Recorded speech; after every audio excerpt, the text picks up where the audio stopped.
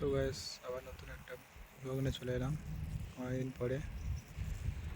অনেকদিন কাজের চাপে খুব ব্লগ ভিডিও বানাতে পারি না, তাই আজকে একটু কাজের ফাঁকে ভিডিও করছি। তো এই জায়গাটা দেখতে পাচ্ছ, এখানে সবাই মিলে রাত্রেবেলা আড্ডা মারা হয়।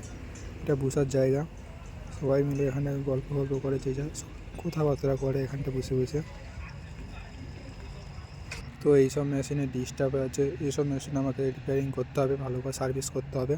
তো আমি আর এখন ফিল্ডে যাই না, মাঠে, এখানে রুমে কাজ করি আমি।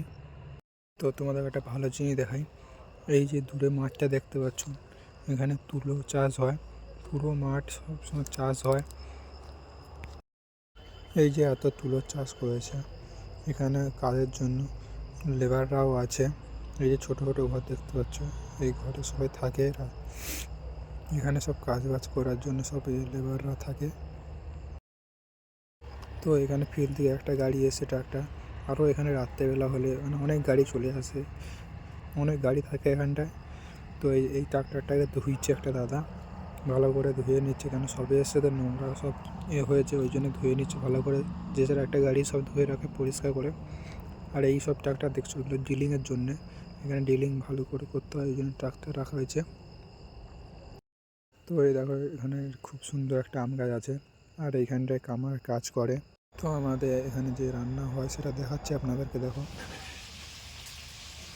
তো এই দেখো, কারিন ভাই আমাদের পেঁয়াজ কুচাচ্ছে, কাঁদতেছে আর পেঁয়াজ কুচাচ্ছে, তবু পেঁয়াজের জন্য ছাড়েনি।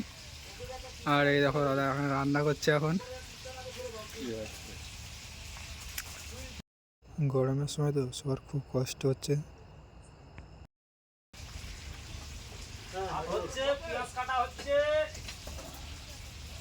আচ্ছা কি রান্না হচ্ছে? আচ্ছা কি রান্না হচ্ছে? আচ্ছা আজকে মাছ হচ্ছে, সজনা ডাঁটা আলু দিয়ে টমেটো সব দে। কেমন লেগেছে ভিডিওটা সবাই কমেন্ট করে জানাবে।